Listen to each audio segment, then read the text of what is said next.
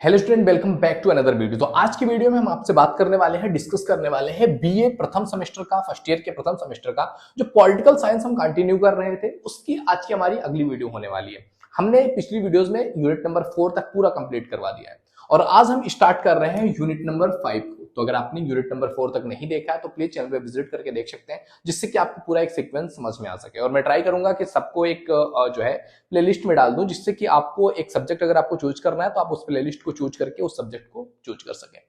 तो unit number 5 जो है, इसका नाम है संघ, कार्यपालिका, विधायिका, राष्ट्रपति, मंत्रिमंडल, प्रधानमंत्री, लोकसभा, राज्यसभा, लोकसभा अध्यक्ष, राज्यसभा अध्यक्ष। ये सारे क्या होता है, सबके अपने कार्य क्या है, सबके अपने महत्व क्या है, इनकी इंपॉर्टेंस क्या है, इनकी जो है भारतीय जो व्यवस्था है, कार्यपालिका है, उसमें इनका इंपॉर्टेंस क्या है, ये किस तरीके से उपयोगी है, क्या काम है, क्या पावर्स है, क्या शक्तियां, ये सारा कुछ आज हम इस वीडियो में समझने वाले हैं। मतलब सारा कुछ एक वीडियो में तो पॉसिबल नहीं है क्योंकि वीडियो बहुत लंबी हो जाएगी।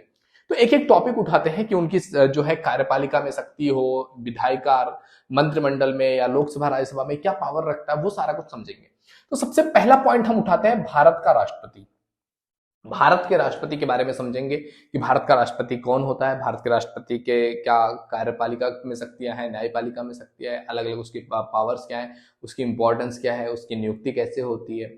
ओके, तो सबसे पहले बात करते हैं भारत के राष्ट्रपति के बारे में। तो भारतीय राष्ट्रपति के बारे में बात करते हुए हमारे संविधान के आर्टिकल 53 में लिखा हुआ है कि भारत का जो राष्ट्रपति होता है वो भारत के कार्यपालिका की शक्तियों का प्रधान होता है। कि कार्यपालिका में जो शक्तियां हैं, जो पावर्स हैं, जो काम कर रही हैं, वो भारत के राष्ट्रपति के इशारों पर काम करेंगे। वो भारत का जो राष्ट्रपति है वो संविधान के रूप से, संवैधानिक रूप से भारत का प्रधान है, भारत का मुखिया है। भारत का पहला नागरिक के रूप में भारतीय राष्ट्रपति को ही रखा जाता है। तीनों सेनाओं का उसको अध्यक्ष बनाया जाता है। मतलब वो भारत की तीनों सेना, चाहे जल सेना हो, थल सेना हो, वायु सेना हो, उसका अध्यक्ष होता है, उसका कमांडर होता है। और जब जरूरत पड़ती है कभी युद्ध के सिचुएशन में, तो राष्ट्रपति के आदेश से ही फायरिंग या लड़ाइयां, युद्ध शुरू होते हैं। ओके, तो ये है भारत का राष्ट्रपति का एक मोटा मोटा अगर आपको एग्जांपल दिया जाए तो भारत का राष्ट्रपति है। अब वैधानिक रूप से तो जो है भारत के जितने भी पावर्स है, चाहे कार्यपालिका हो, विधायिका हो, न्यायपालिका हो, ये सारी शक्तियां कहीं ना कहीं राष्ट्रपति में निहित है। लेकिन राजनीतिक जो लोग हैं, जो राजनीति शास्त्री हैं, वो कहते हैं कि राष्ट्रपति को केवल वो नाम मात्र के रूप में वो शक्तियां दी गई हैं। बाकी रियल में जब यूज करने की बात आती है तो राष्ट्रपति उन शक्तियों का यूज अपनी मर्जी से नहीं कर सकता है। उसके लिए उसे प्रधानमंत्री से परामर्श लेना ही पड़ेगा। अब आइए अगर बात करें राष्ट्रपति की पावर्स के बारे में, तो राष्ट्रपति की पावर्स दो टाइप से काम करती हैं। एक वो टाइप से काम करता है जो हमने पहले पॉइंट में लिखा हुआ कि शांतिकालीन शक्तियां, यानी कि देश चल रहा है, आराम से चल रहा है, एक देश मतलब भारत अगर अच्छे तरीके से रन कर रहा है, कोई प्रॉब्लम नहीं है, तो शांतिकालीन अवस्था है, उस टाइम पे राष्ट्रपति के क्या पावर्स होंगे। और एक होता है आपातकाल के समय, जब कोई संकट का टाइम आ जाता है, उस टाइम पे राष्ट्रपति के पास क्या पावर्स होती हैं। इन दोनों में बहुत डिफरेंस है, क्योंकि संकट के समय राष्ट्रपति के पास अथाह पावर्स हो जाती है। मतलब फिर कार्यपालिका या फिर जो भी चीजें, लोकसभा, राज्यसभा, मतलब नहीं रह जाता। राष्ट्रपति वहां पर राष्ट्रपति शासन लागू होता है और राष्ट्रपति अपने हिसाब से बेहतर सुविधाएं देने की कोशिश करता है। तो अगर हम शांतिकालीन शक्तियों के बारे में बात करें कि जो राष्ट्रपति है उसकी शांतिकालीन शक्तियां क्या है, तो सबसे पहले बात करते हैं कार्यपालिका शक्तियां। राष्ट्रपति को कार्यपालिका का भी हेड समझा जाता है कि ये कार्यपालिका का हेड है। कोई भी कार्य अगर करना है तो वो कौन करेगा, राष्ट्रपति का उस पर नाम होगा, राष्ट्रपति के सिग्नेचर के द्वारा ही वो काम स्टार्ट होगा। राष्ट्रपति उस चीज में अपना ब्यौरा ले सकता है, पूछताछ कर सकता है, पता कर सकता है, चीजों के बारे में समझ सकता है कि कौन सी चीज कार्यपालिका में कैसे होनी है, और उस पर जो आखिरी साइन होगा वो राष्ट्रपति का ही होगा। दूसरा है विधायी शक्तियां। राष्ट्रपति को जो है कार्यपालिका के साथ साथ विधायी शक्तियों में भी हक प्राप्त है, क्योंकि ये भारतीय संसद का एक बहुत महत्वपूर्ण अंग होता है। राष्ट्रपति, भारतीय संसद किन किन चीजों से बनी हुई है, तो भारतीय संसद बना हुआ है लोकसभा, राज्यसभा। भारतीय संसद के अगर पार्ट अगर देखोगे तो लोकसभा है, राज्यसभा है और राष्ट्रपति है। तो लोकसभा और राज्यसभा और राष्ट्रपति, ये तीनों मिलकर के ही जब कोई विधायक पास करना होता है या कोई संविधान में कोई प्रॉब्लम होती है या उसको ठीक करना होता है, तो यही तीन चीजों से ही बनता है। कुछ भी कानून बनाना होता है तो इन्हीं तीन चीजों का ही यूज होता है।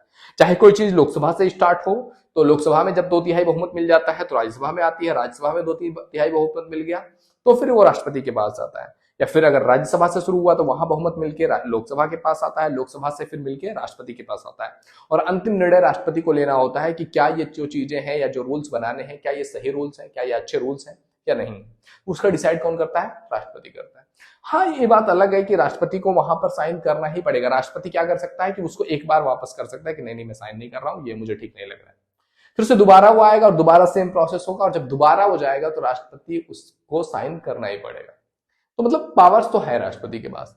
अगली चीज है आपका वित्तीय शक्तियां। वित्तीय शक्तियां भी राष्ट्रपति में ही निहित है। देश का जो बजट पास होता है हर साल, वो राष्ट्रपति के सिग्नेचर के द्वारा ही बजट पास होता है कि कहां पर क्या चीज, कितना खर्च करना है, कितना आय है, व्यय है, वो सारा ब्यौरा जो है वो राष्ट्रपति के सिग्नेचर के द्वारा ही पारित किया जाता है। न्यायिक शक्तियों की बात की जाए तो राष्ट्रपति के पास अपने न्यायिक शक्तियां भी होती हैं, मतलब कि वो किसी को नियुक्त करना है, जैसे न्यायाधीशों को नियुक्त करना हो गया, या फिर हाई कोर्ट से या सुप्रीम कोर्ट के जितने भी जज हैं, न्यायाधीश हैं, सबको नियुक्त करना हो गया, उनसे किसी भी चीज के बारे में बात करनी हो गई, सुझाव मांगना हो गया, तो वो राष्ट्रपति कर सकता है। और राष्ट्रपति धारा 72 के अनुसार अगर कोई इंसान है जिसको फांसी की भी सजा दी गई है, राष्ट्रपति चाहे तो उसे क्षमा पत्र दे सकता है। इतनी पावर है राष्ट्रपति का भारत में। और भी चीजें हैं, जैसे कि जब भी आप देखोगे किसी की नियुक्ति करनी होती, कोई भी चीज हो, बड़े लेवल पे अगर आ गया तो राष्ट्रपति ही नियुक्ति करता है। सैनिक शक्तियों के बारे में बात किया जाए तो सैनिक शक्तियां भी राष्ट्रपति में निहित होती है, क्योंकि राष्ट्रपति को कहा जाता है कि ये तीनों शक्तियों का क्या है, हेड है, तीनों सेनाओं का हेड है। उसके आज्ञा के बिना लड़ाइयां स्टार्ट नहीं होंगी, कोई युद्ध स्टार्ट नहीं होगा, चाहे वो थल सेना हो, वायु सेना हो, जल सेना हो। तो सैनिक शक्तियां भी राष्ट्रपति में निहित है, क्योंकि वो अध्यक्ष होता है। अगला है आपका विदेश व कूटनीतिक शक्तियां, मतलब कि अगर कुछ ऐसी शक्तियां हैं जो कि विदेशों में, अगर विदेशों में जो हमारे देश के राज्यपाल होते हैं या विदेशों में जो हमारे राजदूत होते हैं, उनकी नियुक्ति भी कौन करता है? राष्ट्रपति करता है। विदेशों से कोई संधि करना हो, कुछ प्रॉब्लम्स हो गए हो, उसको सॉर्ट करना हो, तो वो सारे काम भी किसके होते हैं? राष्ट्रपति के होते हैं। कूटनीतियां बनाना हो गया, तो ये सारे काम कौन करता है? राष्ट्रपति करता है। इसके बाद अगर हम बात करें कि इसकी आपातकाल में शक्तियां क्या हो जाती हैं, ये तो नॉर्मल टाइम पीरियड है जिसपे ये शक्तियां होती है, कार्यपालिका, विधायी, वित्तीय, न्यायिक, सैनिक और विदेश या कूटनीतिक।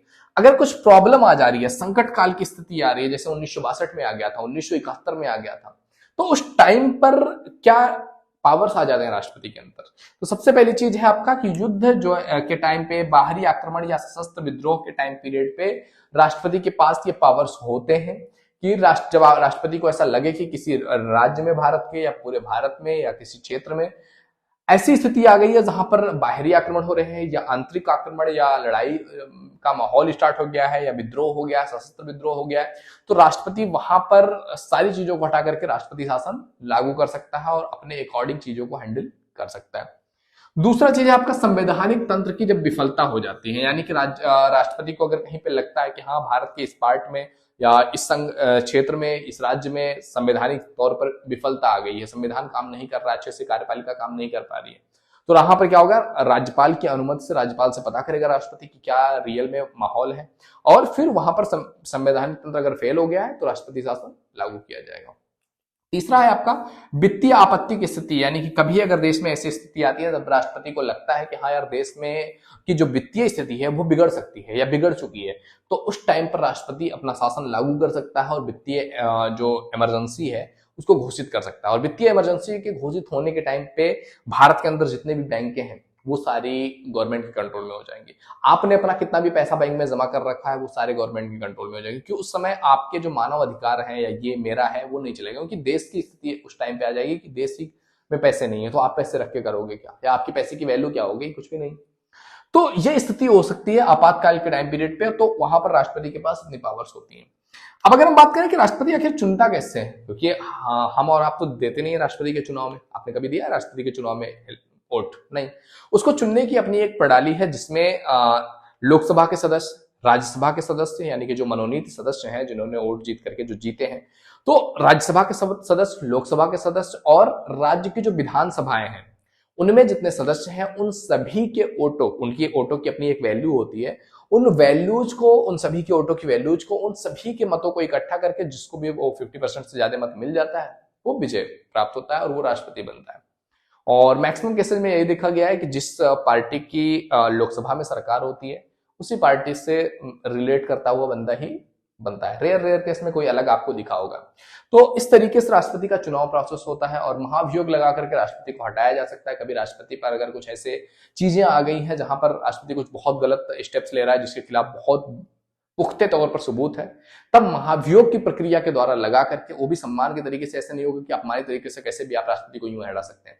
बहुत बड़े लंबा चौड़ा महाभियोग पूरा प्रोसेस लगा करके ही हटाया जा सकता है राष्ट्रपति को।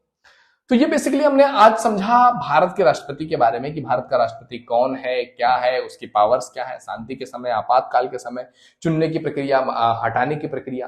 तो आज हमने राष्ट्रपति के बारे में समझ लिया है। अब अगले वीडियो में हम बात करेंगे प्रधानमंत्री के बारे में कि उसकी क्या शक्तियां, क्या पावर्स हैं, किस तरीके से वो राज्य को चलाता है। तो धीरे धीरे हम एक एक स्टेप कवर करेंगे। तो ये था हमारा जो है, अगर हम समझें तो ये है डे नंबर 1। अब हम यूनिट नंबर 5 का डे नंबर 2 बात करेंगे अगले दिन। तो आई होप वीडियो तुम्हें पसंद आई होगी। वीडियो पसंद आए तो लाइक जरूर कीजिए। पहली बार चैनल पे आए please visit the channel. If you think it is valuable तो आप सब्सक्राइब कर सकते हैं। एंड आने वाली वीडियोस की नोटिफिकेशन पाने के लिए चैनल को सब्सक्राइब के बेल आइकन भी जरूर हिट कर लीजिए। ओके मेरे दोस्त, तो मिलते हैं आपसे अगले वीडियो में। तब तक के लिए जय हिंद, जय भारत। Thank you.